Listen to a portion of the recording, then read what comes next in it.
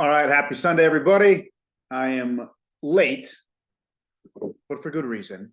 Got my Sunday mimosa, worked a little bit this morning, and then wife and I went and, well, we tried to go have brunch, and then we did it ourselves at home, and so I'm finishing this up. But anyways, I am here nonetheless, and I am here to give you a breakdown of, again, my monthly kind of update, what's going on, where we've been, where we're at, where we're going, but also giving a lot of contextual timelines and opinions with regards to the ETF, and kind of maybe hopefully debunking some myths with regard to it, what it could mean for the market as a whole, what it means in terms of, is it a sell the news event? Is it the launch pad or launch ramp to, all crazy new all-time highs?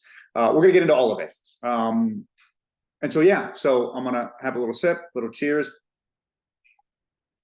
for Sunday, and let's get right down to it. So, again, two main things that I want to talk about today, just the general market direction, hurdles that we have coming up, and maybe talk a little bit more about this Goldilocks zone that I think we're in. And then, of course, the ETF. Those are the big things. Let's start with ETF, because once I create some kind of context around that, maybe it'll help you guys understand or just give some greater insight into kind of where my viewpoint on the market, where it lies and why it lies where it lies. So anyways, the ETF. Let me actually, while I'm sitting here and talking to you guys, let's see, Bitcoin ETF deadlines. Let's see where the ETF deadlines are. Deadline dates. And hopefully, well, I was trying to find an easy kind of all-inclusive post to give you a much more accurate answer. I'm going to just kind of talk as I kind of fumble through trying to find this. Oh, here we go. I think I'm full list. Here we hopefully go. All right, this is what I was looking for. Okay, so we have a handful of ETF filings that are currently awaiting denial or approval. Those, you can see my screen share right here. It's everything from ARK, VanEck, BlackRock, Fidelity, and a handful of others. For the first time, you have some real big boy players, and of course, BlackRock being that kind of that key piece. So the biggest thing is their final deadlines. There are some March 15th, March 19th. Those are the last kind of the end of the rope deadlines for a lot of these people. However, I think it's very unlikely it goes that far, because I believe that the greatest, the outcome with the greatest likelihood is that it doesn't mean that all of them are going to get approved, but that any that are going to get approved are going to get improved in mass, so that they can't go back later and say that there was favoritism or God knows what, especially to the big boys like BlackRock. So the reason why I say that is because we have to look at the earliest final deadline, in my opinion. That is January 10th for ARK. ARK has, I don't know what the likelihood that it wins or that it gets approved, but my guess is that the approvals will take place sometime before January 10th. And if I were a betting man, I would say that they're not going to happen on the 8th, 9th, or 10th. They're going to happen prior to. I think there's a strong likelihood they happen sometime in November or December. Obviously, November, we're getting real close to the end here. So I don't know if it'll be November, but I would argue that if it's not in the month of November, it'll likely happen in December. I honestly would get worried if we roll into January and they haven't been approved yet. That would give me more pause. But I think, and Pablo said this, there's a 90% likelihood that they get approved. I would agree with that mark. I think at this point, with the lawsuits that have come down, that have been won across the board for the crypto space, especially in regards to the Bitcoin futures ETF and Grayscale, and why they need to find a new reason to deny these things, and I don't think they have one. And so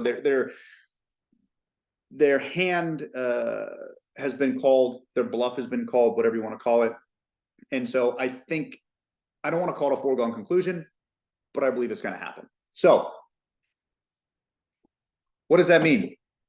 I think I want to debunk some things, because you have a lot of people in the crypto Twitter space and elsewhere talking about that's the reason why it's going to collapse to 3,000 Bitcoin, because BlackRock and all these other people are not going to buy it at these elevated prices.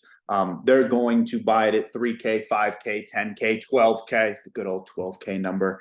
And I think this is the biggest problem I have with this thesis is that it misunderstands how BlackRock makes money. BlackRock doesn't care what Bitcoin costs. I don't want to say that with 100% accuracy or 100% conviction, because there is an element that they want to buy things lower. But generally speaking, they don't make money. So like, it's not like BlackRock is buying Bitcoin at suppressed prices and then theoretically making money on it in the general sense. They make money like you and I would. Like if we buy Bitcoin at 10K, it goes up to 30K. We make a 3x on that money. They don't make money on the appreciation of assets in a traditional sense. They make money on fees. They make money on the amount of capital that is invested because they are an asset manager, right? They're not a hedge fund. And as asset managers, 1%, 1.5%, 0.5%, whatever it is that they charge, 2%, that they are charging to manage these funds for their ETF. Like that's how they make money. So what really matters to them is the amount of money that comes in to their that comes into BlackRock, right? And here's why I don't think that they want to buy at 3K matters, because if Bitcoin were to go that low, okay, that is going to turn off the average investor. The average investor is not going to want to invest. Okay, the average investor is not going. Maybe you or me might think like, hey, this is a once in a generation opportunity if it were to get down that low. The average person, right, the people that have money with BlackRock are not going to see it that way. They're going to look at it as though I never want to touch that thing because it is too risky, and so keep me away from it. And in other words, which means they'll never get any money invested into it, which means it doesn't help them at all. What helps them is they get money invested in. And then it appreciates over time. Now, again, to the point I made earlier about how BlackRock actually makes money. So let's say there is $1 million of capital that gets, it should be more than that, but let's just for conversation purposes, they get $1 million. I'm actually going to give you this two ways. They get $1 million of new capital, okay, that they previously did not have, whether it's new clients, or current clients that are allocating additional capital, and they are taking that additional $1 million and investing it in Bitcoin. Obviously, for clients to do that, for the average client to do that, it needs to show some strength, which is again why I don't think that they're going to buy it super low is going to be a thing, because they don't want it to show extreme weakness, especially after they launch an ETF. So, but if they invest $1 million, let's say they invest $1 million today, it's at 37,000, right? Give or take. If let's just say a year from now, it is now 74,000, right? Which is a 2x from now. They will now have $2 million, right? Worth of money that they are managing, because now in dollars terms, that Bitcoin is worth twice as much. It's now worth 2 million instead of the original $1 million invested.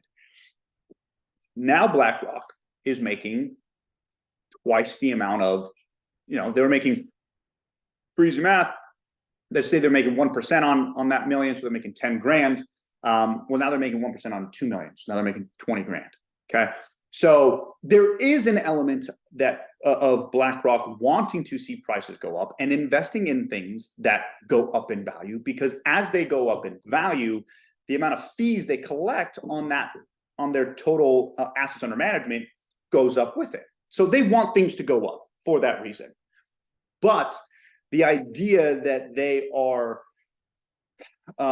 begging for, especially when you're talking about a new asset class, to like crash to zero, so that they can scoop up all the cheap Bitcoin, I don't think is realistic, because they don't make their money on that. They make their money on people being willing to invest in it, and for them to be willing and eager to invest in it, it cannot show extreme weakness, and so any sort of collapse is going to be detrimental to the market, and to this entire them getting into this new asset class. So that I hope debunk some general myths, and in my mind is why I think there's stronger potential that they're going to do what they can on this launch to try to keep it propped up. I think there's more of an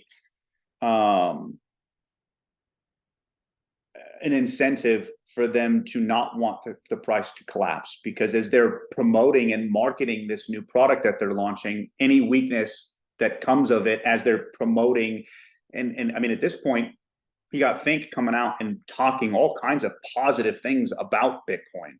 He is now talking about that, and I forget the exact words he used, but he has done a 180, and he is borderline their marketing, the face of their marketing for Bitcoin at this point. Now, some might ask, why is he doing that? And I would argue the reason why he's doing that is because he has to flip around a little bit, right? Like, he has in the past made comments that were negative about crypto and Bitcoin as a whole, and so he has to he's got to change. Don't make fun of me for my raspberry, by the way.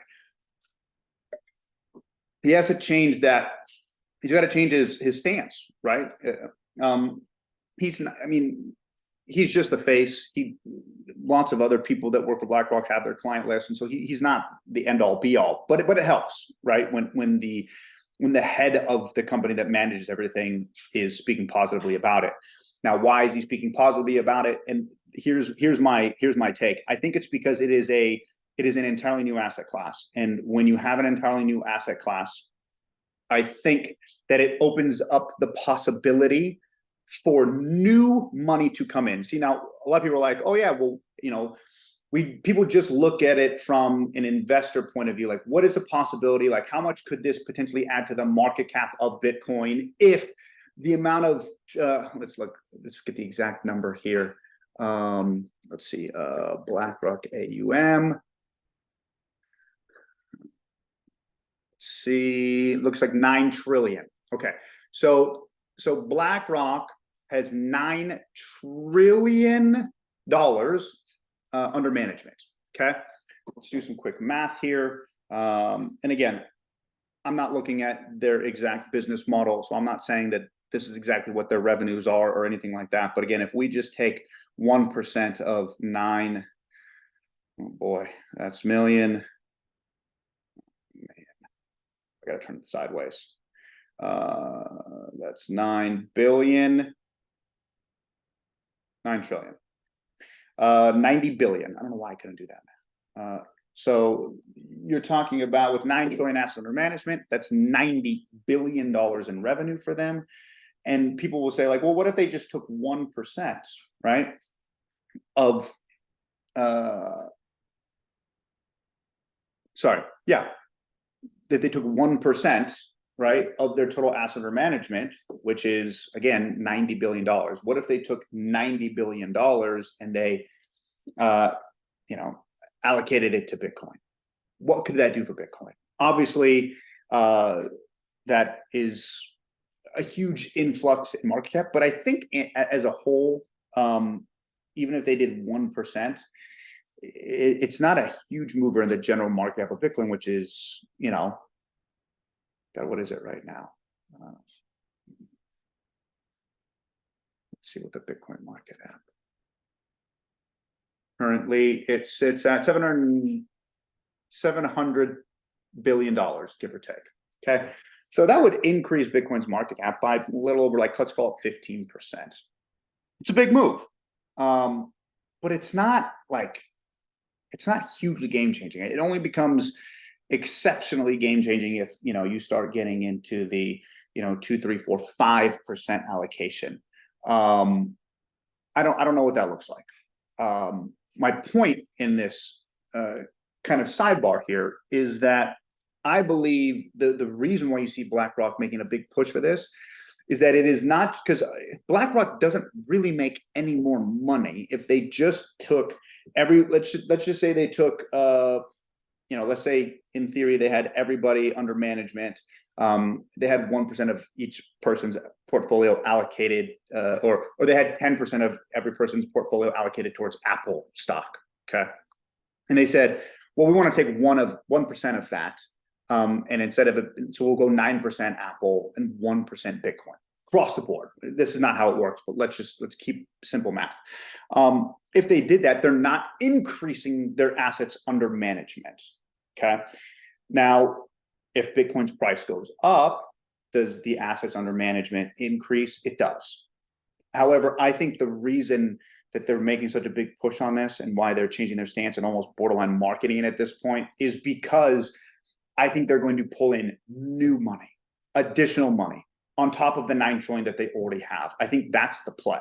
The play is not only are they going to have some people redistribute or reallocate what they already have under management at BlackRock, but I think they're going to also have those same people not just reallocate, but invest additional money because it's a new asset class. And it's not just going from one stock to the other, but it's going to be additional capital. And it is breaking into the younger generation. It is a way the boomers are all of that money. And this is, I think, the big point. The boomers are the wealthiest generation in the world. The amount of money that they have that is going to be passed on to their future generations is astronomical. And if BlackRock can begin to market to those younger generations, the millennials, the millennials, Gen X, Gen Z, whatever, all of those, right? If they can start capturing those individuals by enticing them through products that they're interested in, i.e. Bitcoin, then instead of that money leaving, right, they keep it, but they also, that's when the money actually gets passed on. But in the meantime, they're going to attract those individuals. And so I think their aim is to increase the amount of assets under management they have by attacking an entirely new demographic. That's their play. And again, it's a necessary play. And in my mind, they don't want the underlying asset to show incredible weakness, because that would make them look bad. It would make the asset look bad, and then they're not going to increase their assets under management. So I don't think, I think there's a lot of people that think day one, there's going to be this massive spike in Bitcoin. I don't think that's the case. I think that what you'll see, and I think there's a high likelihood that this whole party, this whole thing becomes a sell the news event. Now, I don't think it's a long-term sell the news event. I do think that this is a long-term positive, but I think it takes, I don't know. I don't definitely want to say years, but I don't want to say months. I would say many quarters or years to play out. It is not going to be something that is like it's launched and this thing goes to 150K. Long term, I've held the belief Bitcoin is a binary asset. It is either going to be worth hundreds of thousands of dollars per coin, or it is going to zero. There is almost there is no scenario in my mind where this thing kind of floats in, kind of $30,000 to $100,000. It's just not. It either fully sees and lives up to its vision as this kind of store of value play, digital store of value, digital gold. It lives up to that. And if it does, it's going to the hundreds of thousands per coin. And if it doesn't, then it's going to go to the wayside and be forgotten. I am betting on the former. So where are we going?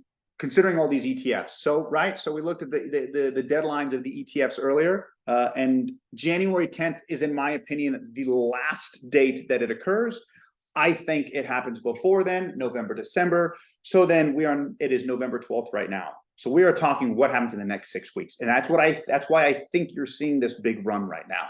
You are seeing a lot of front running the possibility of this approval. And I think you're seeing front running of the halving in general. It is, go back to my previous videos, go back to my previous posts. I've been talking about this game theory idea forever, that people have been people are going to front run the what out of this halving. And I think for the first time ever, I know this is generally not the way you play it, because you're not supposed to play that this time is different game. But I think this time is going to be different. That doesn't mean that it's going to be long-term different. I just mean short-term. I think there is a high likelihood that we run into the ETF approval and the halving, and that marks a top. I don't know if that top looks something like what happened here, right? In May 2021, and then we have a big sell-off only to kind of do a second run. I don't know if it looks like that, but my guess, if I were to guess anything, it would be, and I don't know if we get to new all-time highs. I don't know what that looks like. I don't know if it's 50K, 45K, 60K, 70K. I do think we get to our highs at the halving, and whether it's short-lived or immediate, I think that's when we see a correction. The extent of this, I don't know. A lot depends upon the broader markets. But my vision is that we are going to see a front run on the halving, a front run on the ETF. If I were to just throw out numbers, I did it earlier. I think the ETF approval gives a 10K God candle. If we're somewhere in the range we are now, right? I think we float somewhere between 33 and 40 as the approval comes in. So that means if we are somewhere in that 33 to 40 range pre-approval, then we get the approval and we go to 43 to 50. Maybe we play around there, and that to me is the let me show you why. That to me is the most dangerous zone of anything, and the reason why it is the most dangerous zone is because that 40, let's call it 48 to 53 is the 618 to 702 retracement zone.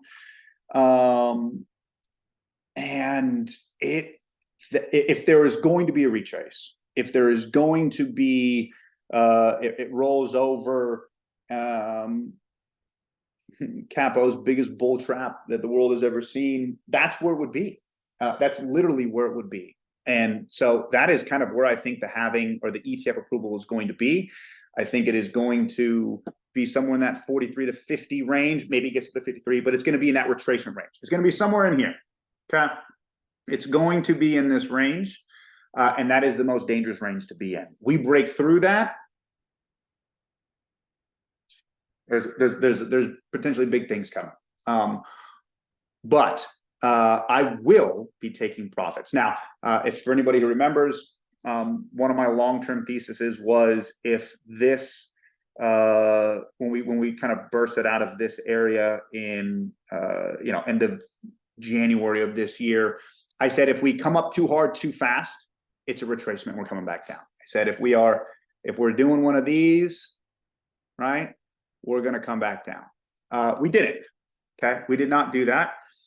We did my second theory, which was we waddle sideways for a long time. And we have, and this is so similar to the way 2015 kind of played out. It's pretty wild, actually.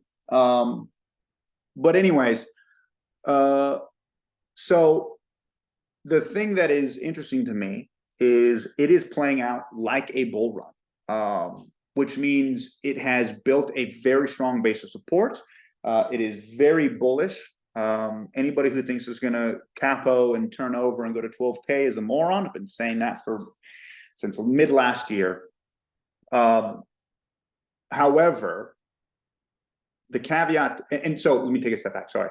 So what I said was, if this runs up hard, I'm taking profits at 30, 37, 45 to 48, and I'll take them in incrementally on the way up, because I will think that this is just a major retrace. I made lots of comments about, like, if it does this while BTCD goes down, those are huge red flags, and I'll be taking profits on the way up. And so I had profit takes it 30K, 37, between 45 and 48, and into the 50s. However, it has done the option B scenario, which is it plays out and has not only a price capitulation but a time capitulation. And since it has had that time capitulation and built out a better base of support, I not only reduced, I did take some profits at 30, but I significantly reduced the size of the profit take at 30. I removed my profit take right now. So I did have one like right around 37. I removed it entirely, and I'm completely comfortable with that decision, even if it retraces. That 45 to 50 range was where I had a massive profit take. If it would have run up fast, it has not. And so I still have a profit take. I am keeping that because of the retracement levels. But again, I have significantly reduced it from being a pretty significant profit take to a very minor one. I still want to watch the Bitcoin dominance as this continues to go up. Right now, if you look at the Bitcoin dominance, we are seeing it kind of pull back a little bit. I'm not worried about what it pulls back on a daily time frame. I'm more concerned about what it does on a weekly, or even more importantly, on a monthly time frame. So small pullbacks like this are not a big deal. Breaking structures are a big deal. So for example, you see support here, you see support here, support. If this does retrace, I would like to see it act as support right here. So it comes down, whoops. So maybe this waddles down a little bit, it hits that, and it kind of bounces back up. Something along those lines is what I would like to see as this grinds up. Okay. I really don't want to see the Bitcoin dominance do too much. I don't want to see it do something like this, right? Until you're in a full-fledged bull run. So if you go back and you look, just look here, right? So I want it to look like this, right? So he came to a bottom. Let's call that this, right? You get a spike in dominance, okay? And then you get an immediate drop here at the end of November. Okay, you're getting this drop here. And then when Bitcoin started to take off in December and into January of 2021, when Bitcoin was rampaging, this right here, like this whole first part of this move is when Bitcoin dominance was actually going up. And all these morons on CT will say Bitcoin dominance is going up is bad. I got into an argument with this guy the other day. And no, it's not. Bitcoin dominance going down is generally good for the market across the board, right? Bitcoin dominance is going down. Price for all things are generally going up, okay? But when Bitcoin dominance goes up, it can be good or bad for the markets. It is always, and Bitcoin in general, it is bad for everything if the price is coming down. If price is coming down and Bitcoin dominance is going up, that means everything is getting crushed in value, and it is a flee to safety. And it just means Bitcoin is going down less than its counterparts. However, you will see at the bottom, or when Bitcoin makes its first move out of the bottom of a bear market, right here. Okay, when this happens, okay, Bitcoin dominance goes up while the market goes up. Okay, and then it also does it at the beginning stages of its bull run. Call it here and possibly here, depending upon what happens here. I don't know if we're stalling out like we are here, right? That would be an ideal scenario, or if we're playing more, like 2013, 2015, 2016, right? Which is what this generally feels more like. But anyways, my point being is that Bitcoin dominance moves upward and is positive for the markets in two instances: at the bottom of a bear market, when we propel ourselves out of it, and at the beginning of that initial push during the beginning of the true bull market. In other words, if we have Bitcoin dominance start to fall too soon, it could be rough signals. So I want to see, so we have this push down. I want to see a big push up. I would like to see this push up while the market moves up. If we see that, good Lord, it is golden. That is the golden signal in my mind. What I don't want to see is, I don't want to see this break I don't want to see it break the bull market support band on Bitcoin dominance. That to me, this will mean the market's going up. Dollar go up, price go up. However, I think it'll mean price goes up, but it's fake, and it's a retrace. So if we get into that 45 to 50 range and this thing is doing this, I won't like it. I would rather have this thing, right? What is happening here? What is going on? Why am I searching for shit? Oh my God, I'm blind and hitting the wrong button on my keyboard. Anyways, so I would rather see it bounce, right? We get to continue to get a little bit of a push, and then we start to see Bitcoin do really well on this initial push. Price goes up, Bitcoin dominance goes up. We get to 58 to 60, but things are still looking good. It's not crashing 58 to 60. It's positive 58 to 60. And then everything starts to roll over as price then shoots through the roof for everything across the board. That is the perfect scenario. That is what I would like to see. What else? I think all that happens early. I don't think everyone talking about, oh, wait till 2024, wait till 2025.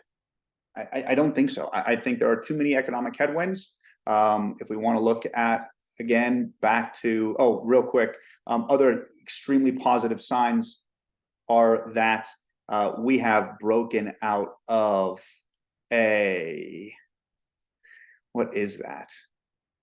We have broken out of a 18-month almost range right now on the total market cap. That includes everything, Bitcoin, everything. This is a huge positive sign. And then if you look at total 3, which is everything excluding Bitcoin and ETH, you're not breaking out of the full range, but you are breaking still out of a longer term trend range here that still at least dates back to, call it February of this year. So call it an 8-month, 9-month range. Again, these are the big signals that I wanted to see for strength. So anything could be a deviation. I don't think it's the case. I think we are in the Goldilocks zone between now and January 10th. I think we run.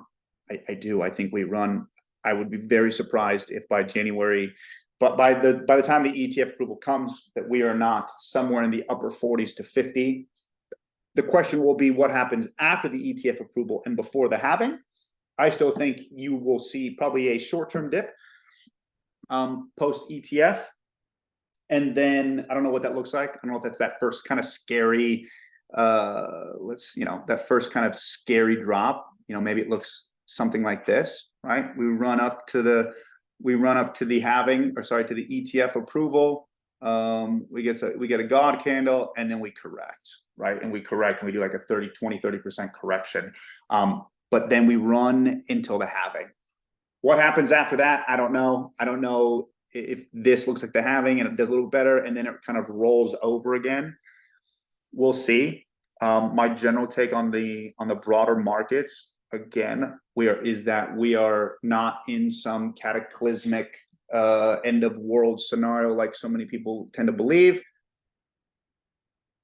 People just like predicting shit, as far as I'm concerned. I think we are much more in line. If I were to, let's do this. I've done this, etc. If I were to just show you that, I think most people would be like, "Oh yeah, that's the current market. Like that's what happened, and we came up." Let's do that. That's where we are right now. That's the current kind of, that's the market right now. No, this is the late 50s into the late 60s, before the 70s. I think that's where we're at, people. I don't think we're going to have some, complete and utter catastrophic collapse like people are trying to call for. What I think, and maybe it's just as not fun, we're in for this, right? And if we're in for this, right, I think I drew the circle before. This is here's my analogy or which I'm looking for, fractal, right? From the late 50s into the early 70s. Here's your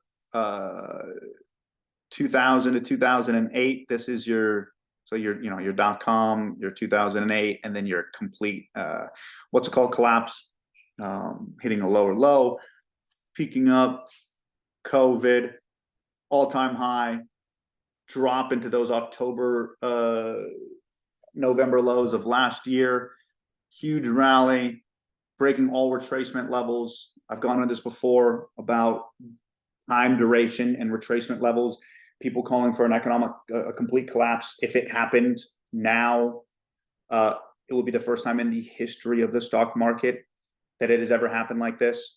These retracement levels, it's not just fib levels, it's fib levels and time. And at no point have we had a fib retracement that exceeded, where am I? At no point have we had fib levels that surpassed retracement levels. Oh my God. This far, right? So we are, this doesn't show the 786, but it's literally past the 786. Okay, the Dow's past 786, the S&P's past 786. So we are past 786 retracement levels, folks. We're past 786 retracement levels 18 months. It's called January 22, just to be easy. We're in August of 23 when this happened. So you're talking about 20 months. 20 months. No point in the history of the stock market have we hit lows, retraced past the 786 beyond, it's beyond like 14 months. And we did this 20 months after. It's never happened. It's never happened. The only thing that it could do at this point that would be similar to something that has happened in the past, unless you're saying that it's going to be something that has never ever occurred, is what happened back in the 70s, which is it came down, it broke all retracement levels, and then we shit on ourselves. But it wasn't a complete and utter economic collapse. And I think this is a very likely scenario, which is why the thing I'm most scared about is a double top. Okay, that is why this thing, this double top right here, scares the you-know-what out of me. That double top scares me. And that if we do something similar,